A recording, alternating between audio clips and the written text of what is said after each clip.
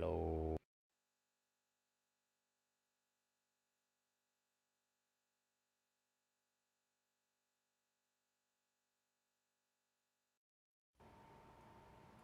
And this is what we call the cold open. Welcome, everybody, to Live at the Hive Digital Marketing from the Trend. No singing and no voice changing this week. Still getting used to Restream.io. I am Dan Nedelko. Welcome to episode 203 of Live at the Hive Digital Marketing from the Trenches. I'm Stacey DeSantis. And I'm April McCall. My phone's over there. And this week, we are going to be talking about the importance of TikTok and Instagram and why your business really needs to be on these platforms. And we're actually going to show you, one, we're going to try to break down some, I would call it assumptions about what TikTok and Instagram actually are, why your business can be really growing using these platforms, and they really need to be taken seriously. We're going to actually show you a whole bunch of specific examples, right? Everything from large startup technology companies all the way down to family-owned businesses out of places like metropolitan Smith Falls, Ontario, outside of Ottawa. So It's booming. it is. Yeah. It's a banger. It's Got to be on there and take advantage of it. All right, but let's just dive into it and to what's new this week. We've got a bunch of interesting things, starting with Pinterest is all about Pinterest TV. Yeah. Who was gonna cover this one? I can cover this one. Awesome. So, as the article states, Pinterest has now announced Pinterest TV. And what's cool about this is that Pinterest is now giving its creators another way to sell their products and give them a new avenue for exposure. So, I believe that the article says that new episodes will be able to be viewed on Friday for the live portion. And then there'll be a little TV button, I believe, at the bottom. So you can watch on Friday. You can watch it live. You can watch it on demand.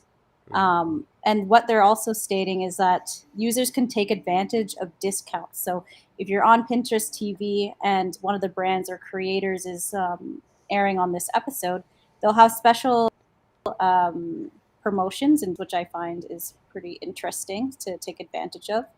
And I think this is a really great step that Pinterest is taking in the e-commerce space. I think, as we know, it's a big trend that a lot of social media platforms are trying to get into. And I think this is a great way for creators to have an extra voice and be exposed a little bit more, talk about their brand, and have that personal connection with people who are watching the content. For sure. Yeah. Go ahead, Stace. Oh, sorry. No, I was just going to say, and they're really vested in this because they're going to be actually assigning Pinterest producers to work with creators to help them with backstage support, which is basically just like AV support. Right. But it's really building up upon, like, I think their head cheese, if you will, said that they're not a social app, but a catalog of ideas. So kind of interesting. Yeah, that's really everything, cool. basically everything is turning into the Running Man, the 1980s classic. That's such a good That is a good one. By the way, Richard Dawson was probably one of the greatest evil game show hosts ever in that movie. Really? Just to be totally off topic. Yeah, no, this is really cool. It is really super interesting. I mean, this is a convergence that we've been talking about for probably the last, since last year's Facebook conference. Right. Right, where they were talking about this. But now everybody's following suit. Yeah, virtual studios. This is really taken off in China. $423 billion market by the end of next year in live commerce. And I can't imagine that it's going to be just as big over here. I really think that people are going to jump onto this. So get your credit cards ready, protect yourself. Yeah. Yeah. Cool. Totally a win-win too. You get a couple discounts. Boom. Yeah. That's right. And they have some There you cool go. creators, I think, lined up. I think they said there's a bunch of big brands that are going to be lined up for the first launch and release of these episodes. So it'll be interesting to see how that goes. I mean, I'll probably tune in and see what what discounts I can get. I mean, holidays are around the corner. I did learn today, April, a little bit more about your obsession with collectibles from Brandon. So, Uh-oh. No. Yeah, Andrew, I have a slight problem. she's not buying anymore, is she? No. Well, you know, my husband may say something, so I get in trouble. So I have to watch myself. I'm just getting a kick out of Yeah. seeing the fear go across April's eyes right now. Run away. Not buying a thing. Yeah. God, Brandon Try that. exposed. Let me just try this share again. Up next, we have got in Facebook news. What is going on? Oh dear. So Facebook's facial recognition system's gone bye-bye. You know, whether the decision is due to the large number of fines they got for it or the fact that they were getting complaints by privacy advocates, they just overall felt that it was just not a feature that was profitable, so they're axing it. For a long time, they've just been kind of standing around with the idea that they can lean on the accessibility benefits of having facial recognition, especially for those that are visually impaired. But yeah, it's gone to the wayside. Yeah, Or the whatever the opposite of metaverse is. the verse. Yeah. The actual verse. The real Yeah. verse. Yeah. The universe. I don't know. Black Yeah, hole. so I think that the takeaway here is that Facebook will make changes based on profitability and also obviously making serious sidesteps around the the government regulators that are on their way. That's what I knocking think on why their they're door. doing it. Yeah. Mm-hmm. It's Yeah, mostly for sure. because they got in trouble and I they're in mean, a lot like, of hot water. connect the dots, right? Mm-hmm. Like, Yeah. Be conscious of what like the users on the platform want, right? So mm-hmm. Here we go. So moving right along, April's got a Facebook update. We were actually chuckling about this headline yeah, a little it's bit funny. earlier. It's almost ironic, right? Because it says, you know, they're trying to move into the metaverse, but they're opening a physical store. So it's kind of So they're pushing into the verse, right? yeah, the physical verse in this case. So just a little update on this one. Facebook, I guess Meta now announced that it will be launching its first physical store. So this is the entry point where you'll be able to buy your headsets and telecommunication gadgets and all these fun things that you'll be able to purchase to be able to, I guess, interact with the metaverse. I believe there's no real date on when this store is going to be launched, but I think, in my opinion, they're moving really, really fast on the plan to become, you know, this metaverse. So just something interesting. Yeah, I think one of the key things we're going to see out of this is Facebook doing a bit of a push into hardware. Who knows? You know, they've had the Facebook phone lived and died pretty quickly. It wasn't around for very long, but this is Totally definitely forgot gonna about be- Facebook phone. Oh yeah. That's true. Yeah. Mhm. That was a thing, wasn't it? Yeah, it didn't- was. but Creepy. it's definitely going to be a way to push, obviously, their entire Oculus Yeah. line and their Facebook portal video chat devices, which I'm not sure how they're doing. I don't think they've gotten a ton of consumer traction overall. No, I don't think so. But Yeah. pretty interesting. Brandon. What? Check out Brandon's comment. Oh no. Real missed opportunity. Calling it the Zuckerverse. The Zuckerverse. Well, I think he's in enough trouble too. He'd He's probably not like wrong. that. Since he's not wrong, it pretty much should be the Zuckerverse. This is what we're going to be living maybe in a year or two. Yeah. So. Absolutely. All right. In other more boring googly type news. Google News. How did I feature you there, Stacey? All of a sudden. Hey, Stacey. Well, Looking Hi. good, Stacey. Looking good. I'm still working out. Okay, I don't know why this is doing this now, but I can fix this. So Google My Business has changed their name to Google Business Profile. So just another way to confuse all of our current customers. Yeah. That are working on Google My Business. They're rolling out more support for managing your business profile directly in Google Search and Google Maps. So all of this is really welcome news. I don't know why my screen's not showing. I will do it this way. There, I disappear. Here Where we did go. Dan go? So this Oh. one's from Search Engine Land. no. The new name, just again to confuse everything as much as absolutely possible. They're calling it Google Business Profile. In a sense, I think this naming change, although it seems small, I feel like Google My Business really wasn't taken seriously by some more traditional people. Would say, well, that sounds like it's a little bit kiddie, right? You know what I mean? Right. So a couple of the new features here: claim and verify your Google Business Profile directly in Search and Maps. A call history. Messaging can now be done directly from Google Search, which is an interesting way to engage with customers that would definitely be in a micro moment. So that's an interesting one. And also performance planner for Google local campaign budgets.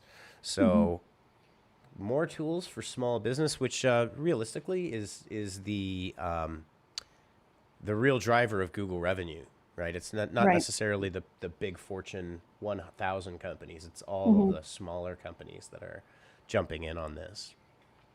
Okie dokie. Cool. And April, were you covering our last Facebook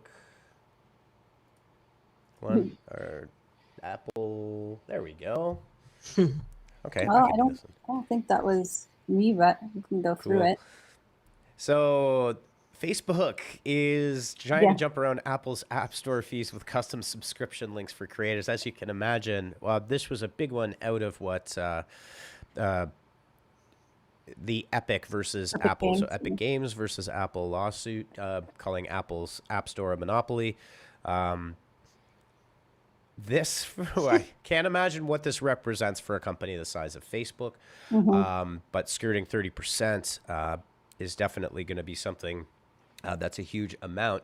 I can't, you know, I just wonder what Apple's going to do about this. Yeah, I think they were offering like $5 until 2023. Facebook was for every subscription. Yeah, come 2023, I'm sure Yeah. Facebook's going to be asking for their cut as well. But basically, they're trying to encourage they're trying to help their creators by, making sure that they have a direct link, and if they're going to pay them for subscriptions if they just use that native link that they've been given, so they don't have to pay the 30%, and then for every new subscriber they'll get $5 to $20. But then Actually, a great way to kind of it's awesome. tracks of where some people have been complaining about some of the features that Apple has for creators. So I think it's a great wedge that Facebook's taken advantage of.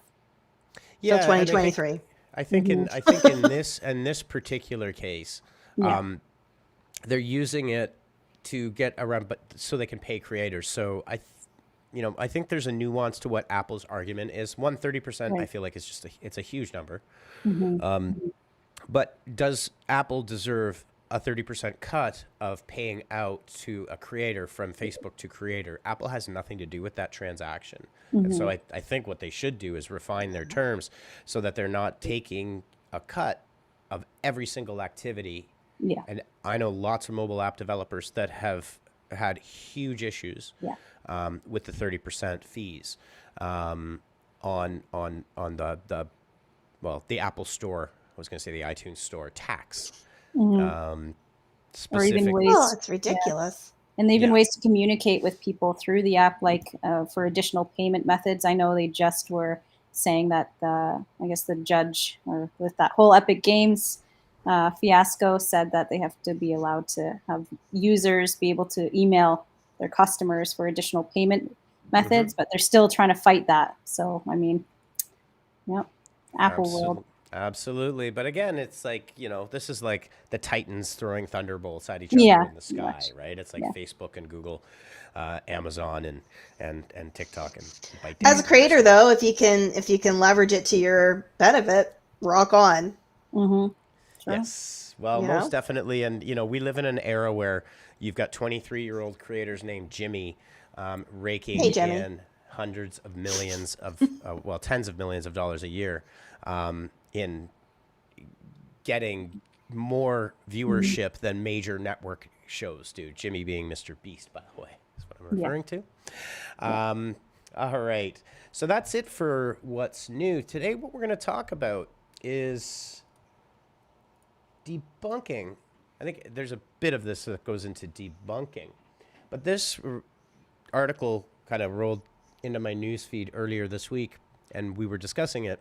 And I think one of the important things is TikTok and Instagram, those two specifically, those two channels specifically, are incredible growth engines. They're incredibly powerful. They have the ability to, for any business, and we're going to go over lots of examples, but one of the things I wanted to talk about was one, debunking this idea that TikTok is just for a bunch of kids, that teenage girls that like to do dances. Maybe 5 years ago that was the case when it was Musically and even at the beginning, but TikTok specifically has exploded, the point to which even small family-owned businesses in small towns are actually receiving orders from all over North America. And this comes from a really good TikTok strategy. We're also going to talk about Instagram, since the two apps are so closely related, and what are some things that you can do as a business owner or a marketer to use these platforms to drive interest and intent into your business during this holiday season. All right, so let's just dive right into it. Oh, Pippa's got a comment here. Google My Business is misleading when you consider Googling as a verb. It literally just translates to look up my business. Yes, I think Google Business Profiles is a lot slicker. Yeah, it definitely probably. I don't know how many people got the pun of Google My Business. Like, I want you to Google my business. Yeah. Yeah. Anyways, I think for the mainstream, simpler is probably better. Yeah. And just as an example, on you Google see, Pippa's an English lit grad, so she's got the verb. She knows her verbs. And she's English, like from England. I know. Tea and crumpets. There we go. She takes her tea very seriously. So. She calls it her builder's brew. There we go. Hillary's got a question to kick off. By the way, if you are new here, please drop a comment, hit like, hit subscribe. On whatever platform. We're currently multi-streaming to YouTube, Facebook, Twitch, Twitter Live. I was going to say Periscope. And so, yes, please drop a comment. Don't be shy. Don't just lurk in the shadows. We love to get your questions. Hillary's saying, is there a business etiquette standard on TikTok, or is that a gray area? We're going to talk about that and the entire concept of business etiquette standards. And we've got everything under the sun, everything from a deranged mascot to small business is probably a little bit more conservative. The deranged mascot's been one of my favorites. I've been talking about it. It's a good one. It's a good one. All righty. So let's just dive right in. And I think one of the things here, let me just get myself organized here.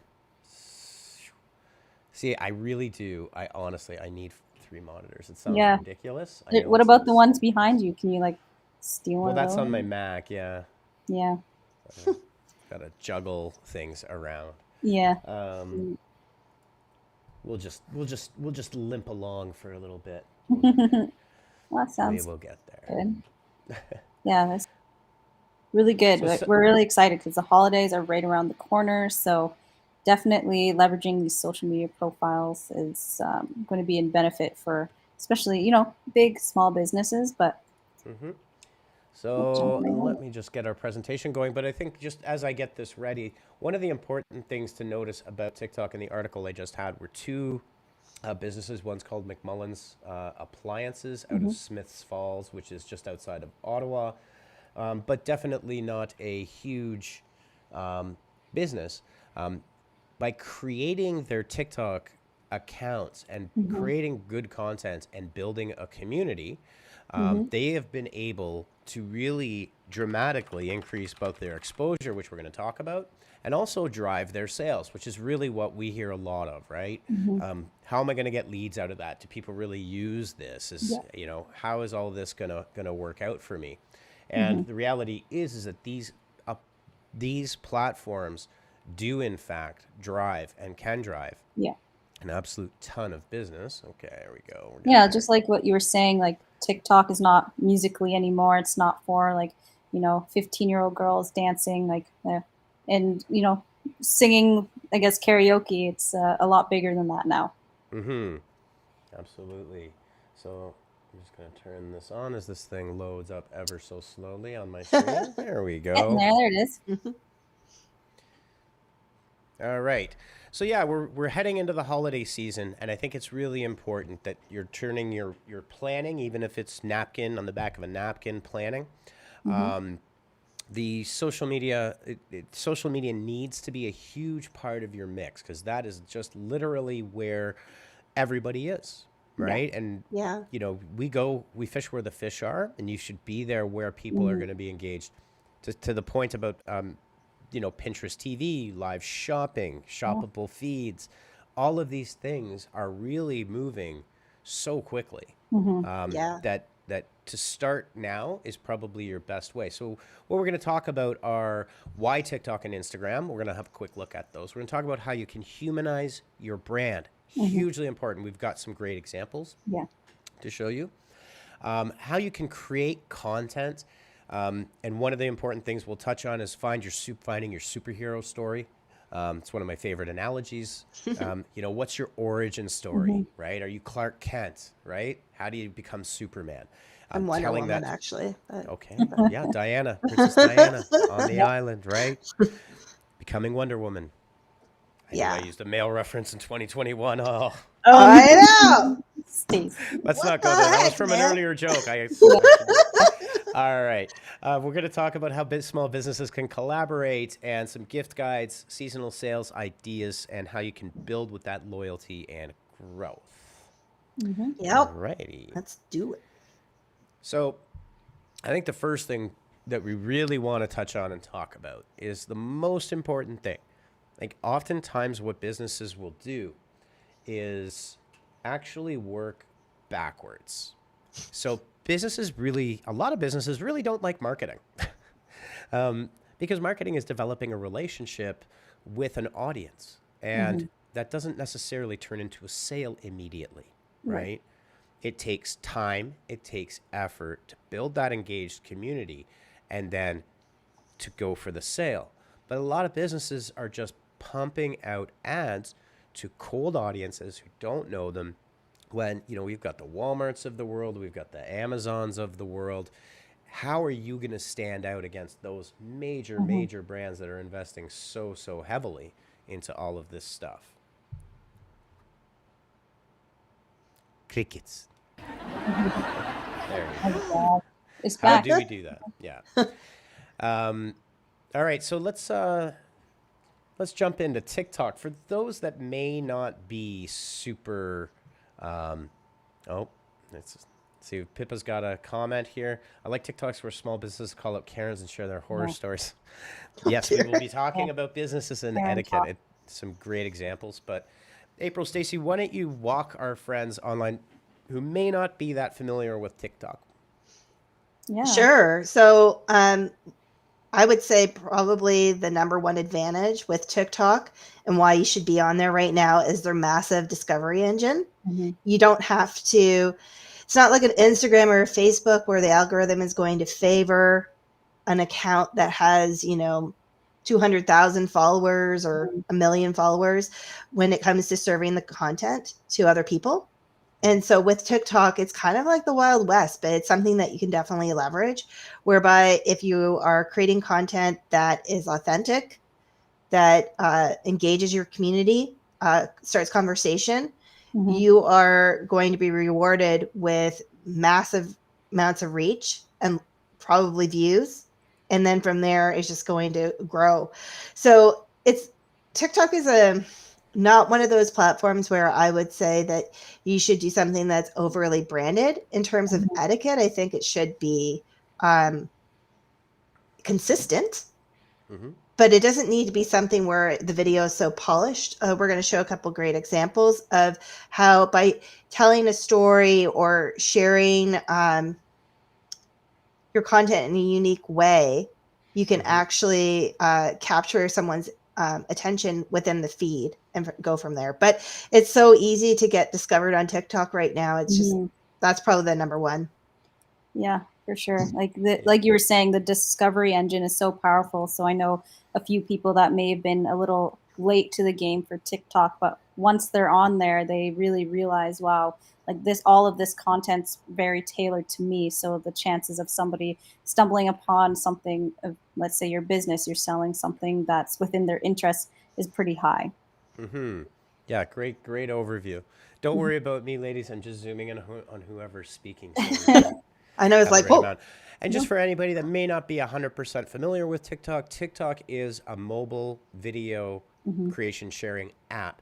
One of the biggest, most powerful things about TikTok was they really did nail the in-app video editor with a simple, really quite simple, but it's got a lot of features that you can unlock in there in order to customize and do all sorts of collaboration features, from stitches, which put you side by side with another creator so you can respond to them, to duets where you can actually converse in a sense and asynchronous, not at real time, TikTok live. It's got a lot of features there, and it features 30 second to 3 minute now videos. So it's very, very quick, right? It's very rapid fire. And TikTok in itself as an app platform really supports the idea of content creation and supporting their creators. They've actually, because they know that they're very popular right now, they've come out with this holiday guide to, help new creators discover how to use the app, or if you're a new brand, how to leverage their platform. So they start off by saying one of the very first posts you should do, and I know Dan's going to get into this a bit, is to start off with your origin story. Like, tell people who you are, introduce yourself. You just don't go into a conversation and say, here, buy this blue glass. It's more like, we are handmade blue glass creators, and we chose this because we're passionate about glass making. Like, they tell your story. So you wouldn't go up to someone in the street and say, buy this blue glass. You would say, hi, I have this glass, and if you're thirsty, you can drink water out of it. Like, you would introduce yourself, right? Yeah, let's dive into the origin story kind of concept a little bit. And I think this is super important. I didn't invent this. What's going on, Restream? Come on. But the concept and the idea of your origin story, and look, everybody's got an origin story. Why did you start your business? Where did it come from? Was it a family business in your business for your family for 3 generations? You have stories that you can tell, and literally every company in the world, every business has a story to tell that will be interesting. I think the most important thing about this, and there's often a lot of, I think some businesses just don't connect, and marketers don't connect with the idea that as human beings, we are driven by stories, right? I mean, 100%. Really great marketing evokes emotion and tells a story. Apple's famous 1984 George Orwell ad was one of the first ones that literally said nothing about the product at all, right? And popularized this concept of telling it. And so I think the way for businesses to think about it is think of it like the Wonder Woman analogy, the Superman analogy, Spider-Man, Spider-Girl, Captain Marvel, whatever. If you look back to things like pop culture and media like that, those origin stories are part of the things that captivate people into that story. You've got that story too, and the first thing you want to do is just sit down and write out your origin story.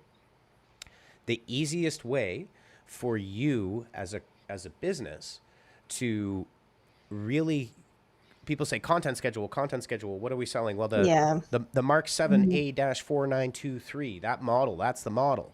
And it's like, no, don't do that, right? No, you want to elicit an emotion. So whether you're selling a video game or you're selling, I don't know. We were looking at this one TikTok account yesterday. Sorry, I'm getting feedback. Are you getting feedback now? We were getting. Now we're looking at TikTok account yesterday where this girl was an illustrator, and she started illustrating pictures that had to do with national parks in the US. And from there, they contacted her, and then she has a whole calendar now, and I think a book. But when you watch her stuff, the music has a similar theme. The way she's shot the TikTok has a consistency with it. And by doing that and having all those consistent elements and telling a story throughout her account, she's eliciting emotion, which people resonate with. Absolutely. I can actually pull up a few of these. So we do want to show you some actual examples without going too far down the rabbit hole here, which I feel like we've already done, but it's just that's what we do. That's Yeah, what why we do not? here at Live at the Yeah. It's a good rabbit hole. Yeah, for sure. So I am going to maximize this so we can have a look. Her name is Sun Earth Moon Art. She's got almost 21,000 followers. You can see here. You guys getting that audio too? Oh, I'm okay now. Yeah. Yeah, Yep. we're good. There's no more feedback, but I can't really hear the TikTok. Okay. So she's just started drawing national parks, illustrating national parks during the lockdown. And you can see here, she's taking people on the journey, on her journey, right? What should I draw next? Where did I come from? Why am I doing this? And she's built up an incredibly engaged audience. These people that follow her care about the type of art that she's producing. They really love it. She's definitely got a distinct style. Yeah. Right? And I do know that out of this, from creating a TikTok account, basically from zero to creating a TikTok account, she has now been reached out to by some national parks to actually be commissioned to feature their park. I mean, it's very Emily Carr inspired. You can see it. But even if you look through the feed without even watching any of the videos, look at the color palette that she's chosen. She has a cork board. She's got like this deep beige. Like it's very warm and earthy. Like that elicits emotion without having to say anything. And here you go. Here's her origin story, right? Right. And businesses in terms of etiquette, and then we'll talk about etiquette with another one here. And I just want to talk about this because this is officially my newest favorite TikTok account. I've been gushing about it all week. It's so good. It's okay, genius, so, really. Yeah, it's awesome. So one of the things that they do really powerfully, so Duolingo is a mobile app to learn a language. They've got their mascot Duo, they call. And really the here. So Duo's a bit rogue.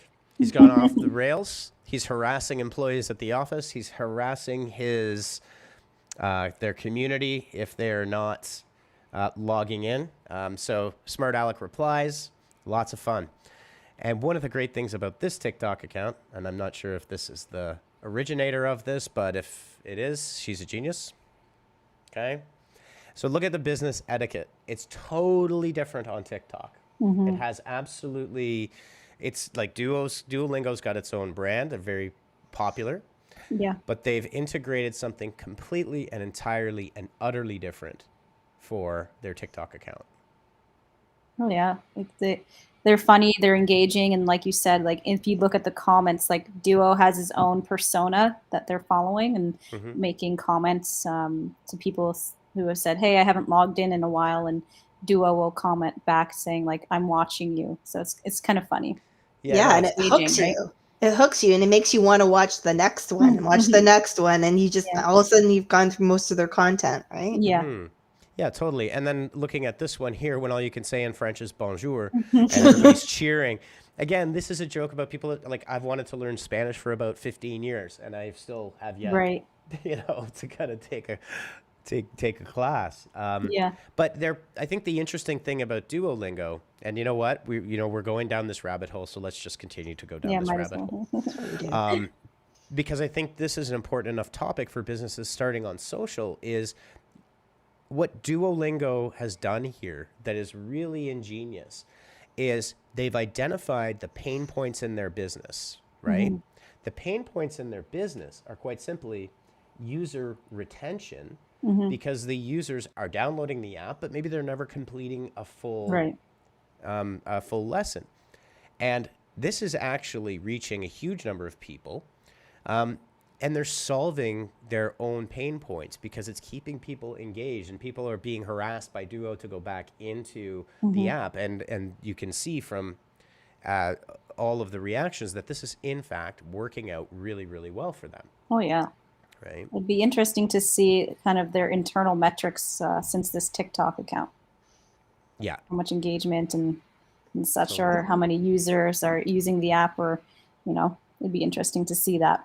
And as April was saying, one trend that I've noticed more and more with TikTok lately is sometimes it's not even the TikTok, it's the comments. Yeah, oh, yeah. Like a lot of people just will see a TikTok and it might be like a Duolingo one where it's funny, and you actually get even more humor or Other comments, yeah. just looking at and you're creating that community. Exactly. Yeah, exactly. And I think a couple of other important things, and this is very much, I'm actually really glad to see this. I've got a whole archive here of different TikTok examples. But if I look at this biteable example, just get that up here. There we go. Oh, yeah, this is a good one.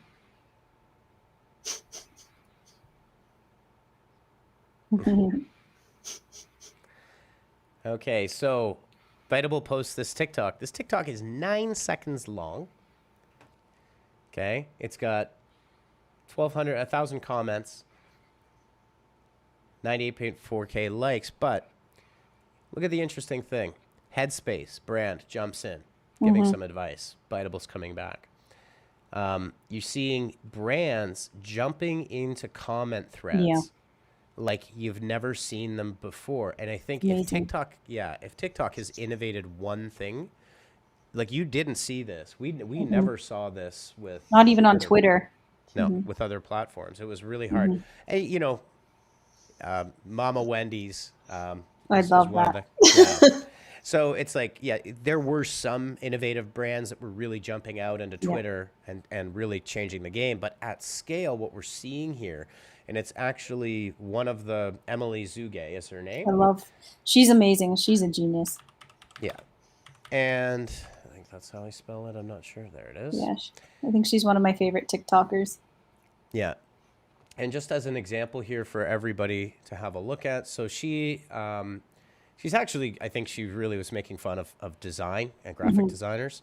And she redesigns corporate logos badly, but she also has this kind of Napoleon Dynamite deadpan kind of persona. But if we go look at the Amazon one these, oh yeah, the Amazon one. Yeah, that's probably a good idea. Let's see if I can find it though. To just scroll around here. So I think, in terms of talking about, what's the etiquette? Well, the etiquette on TikTok is extremely different than it is on every other platform. It's much looser. And I think you should treat Instagram and Twitter in very much the same way, where being social on social is cool, right? For sure, yeah. Like Stacy and everyone always says, like, it's a two-way communication, right? Yep, absolutely. I can't find that specific one, but if we go and look, let's see here if we got... Yeah, she's funny. Those comments are loading a little bit slowly today. Anyhow, without the NASA one is good, yeah. There we go. So here you go. Here's a really good example. If you can see this, I will expand it on the screen here so we can have a look at this. And look what you got. You've got TikTok replying to Emily Zuge. You've got Adobe, Emily Zuge. Daniel Mack's another large creator, right? But you're seeing NASCAR here. I think even US. Mr. Beast was commenting a few times I saw. Yeah. It looks like Tinder replaced it with Tidner, which was her joke video for Tinder. McDonald's Australia, Jambuzz getting in there, Ocean Spray, the Detroit Lions. So awesome. Yeah. And so, what we're seeing is very quickly, and I think this is one of the reasons why I'm kind of happy to have gone sidetracked on this a little bit, is just talking about the origin story, because that's really what we're talking about here. The number one thing that your business can do on social is are these types of examples. Like, let your hair Yeah. down, find that origin story, tell that origin story. Don't be afraid to interact and interact with your competitors. One of the really cool things that I'm seeing a lot of, and I know that Stacey and April, you are too, Mhm. is it used to be this like fierce competition, right? Yeah. But you're seeing competitors kind of jabbing at each other back and It's forth and funny. having fun with it, right? And if we kind of take a step back and think about, especially Gen Zs, millennials, and Gen Xs as well, is, you could feel free. I think this probably isn't the best blanket statement in the world to make, but there's very little brand loyalty that exists in 2021, right? Yeah, I agree. And so Yeah. how do you create brand loyalty is you build a community that a community feels a part of, Yeah, they feel like right? they know you. Like, again, bringing it back to the humanization kind of points, right? They know you. They feel like they've engaged with your brand enough that they know everything about your brand, and they maybe even become advocates. So they're just part of that community. Exactly. Because when you don't take yourself too seriously and you can laugh at Mhm. yourself, you instantly become more relatable. Oh, for Yeah, sure. And people are like, oh, that resonates more with me than someone that's like, we must always be polished. I mean, there's a Yeah. place for that, but for it's sure. for this kind of thing, what we're talking about right now, it's perfect to, like you say, let your hair down on TikTok. Yeah, for sure. Yeah. One other point I wanted to make in this discussion about kind of origin stories, community engagement, what does it actually look like, is the simple fact that you look at an appliance store. This guy, McMullen Appliances. This is the Smith family-owned Falls. appliances. Yeah, out of Yeah. Smith Falls, Ontario, which is outside of Ottawa. Featured on CBC, CTV. Okay, so here's the story, right? Mm-hmm. This guy started his TikTok because he thought he'd give it a shot. The video editor looks pretty simple. This is something I can do. So he gives it a shot. Just over the past week, if you can see here, he's featured on CBC Ottawa, Awesome. CTV. I did see him also on CBC.ca nationally. Lots of press coverage. That alone, right? Mainstream media press coverage. But Yeah. so he's building buzz for his business. More importantly, I honestly don't know how this did pop up in my feed like 8 or 9 months ago. It's really cool. He talks a lot. Like, so you would say, I guess, sorry, the rambling point I'm trying to make here is a lot of businesses will say, yeah, but we sell appliances, or yeah, but, we sell insurance, or this Oh, is not the most yeah. exciting thing in the world, Right, right. right? Now, if you look at things like appliances, if you ever bought an appliance, it can be frustrating, unnerving, Yeah, because, definitely. you buy the wrong dishwasher, you're in for a whole bunch of heartache. Yeah, Right? I bought the wrong stove once. It was awful. Yeah, exactly. And so what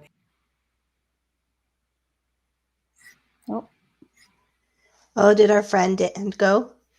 yeah, he popped up. But yeah, like just bringing it back just to creating like unique content and creating that story element, like this guy here, he goes into kind of the day in the life, and he's really kind of the face of this brand, which is awesome, and people have been engaging with that. Like, look at, he's a local business, right? And look at all his numbers. Like, that's Oh, pretty impressive. Oh, I'm back.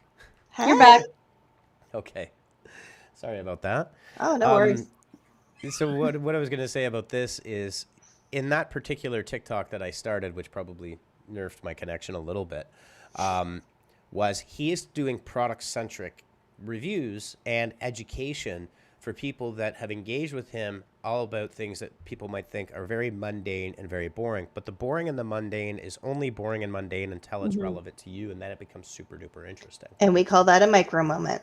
Yep. So when your fridge goes on the fritz, if you will, and then you come across this fellow and he's giving you the 411 on what fridges and work, or what the things that we wouldn't know as laymen. Like Yeah. that's his That's his jam. He's the expert. But when he's describing it, he's not going like, "Well, it has 600 megahertz." Blah, blah. No, it's like you can store all of these things in the fridge, like Yeah, the break it user, down. right? Like what users actually care about. Like, yeah, some of those specs are important, but like what people actually care about for usability.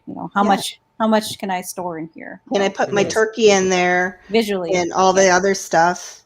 Do I have a cooling thing Yeah. for ice? Or if it's a Well, smart appliance, what does it connect to? What app does it? Or if you have April's fridge, which is crazy, she's got like a whole app, like she can like surf the web on it. It's crazy. Yeah, but there's a screen on my TV. Or Oh God, not you have TV, one of my those, eh? fridge. I was like, what is going on? It's a bougie fridge, but I like it. I think it's cool. So you don't have to waste energy opening the door.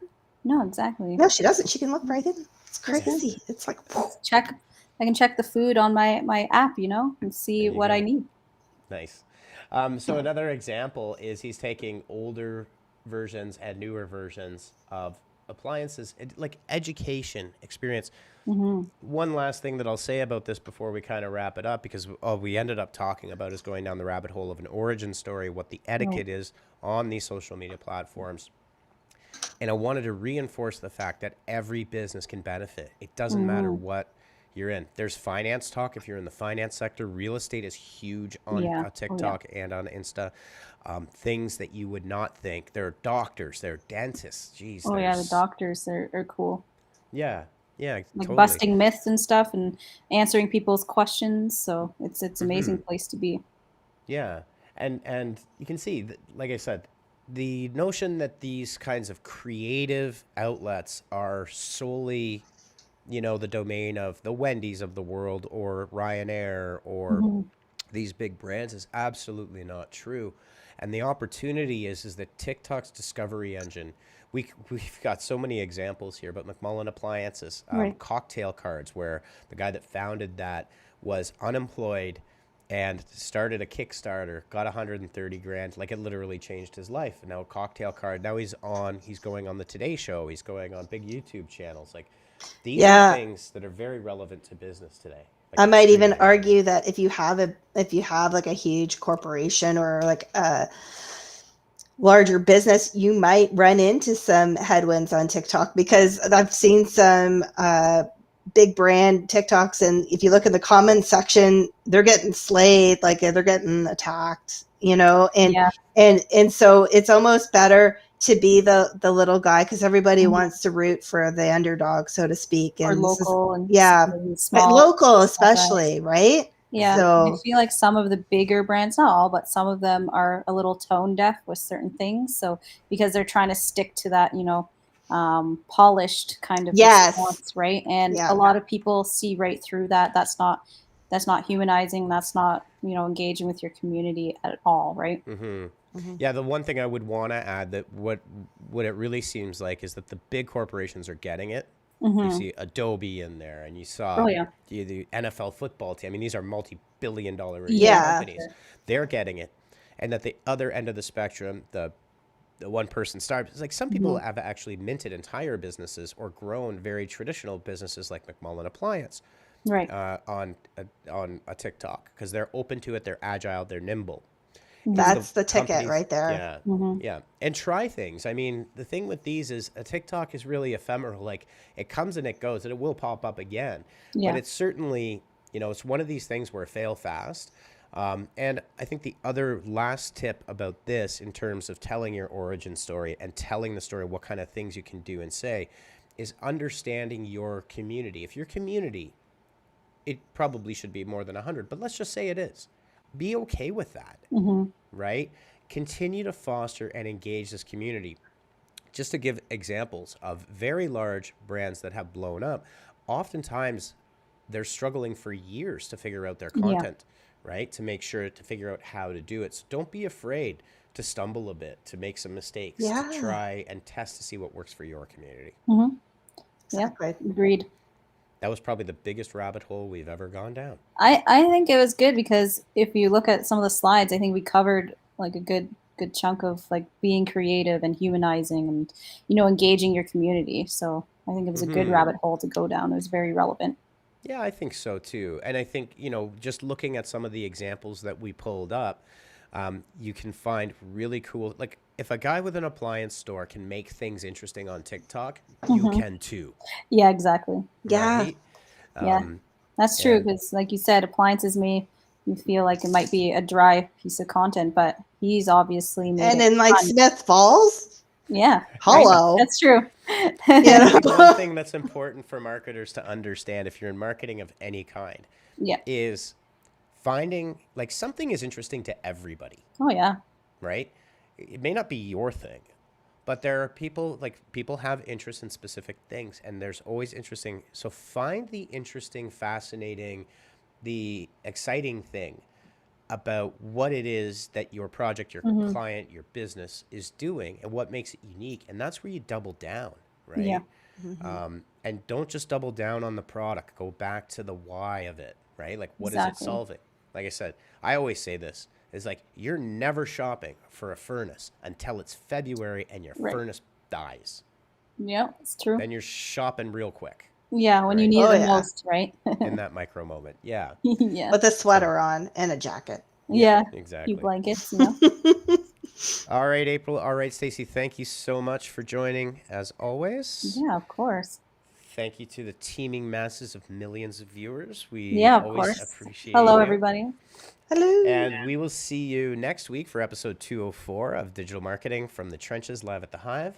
Yeah. Same beat time, same beat channel. Awesome. Peace. Take care, everybody. Peace. Have a good weekend, everybody. Get that Bye. origin story down. Don't forget.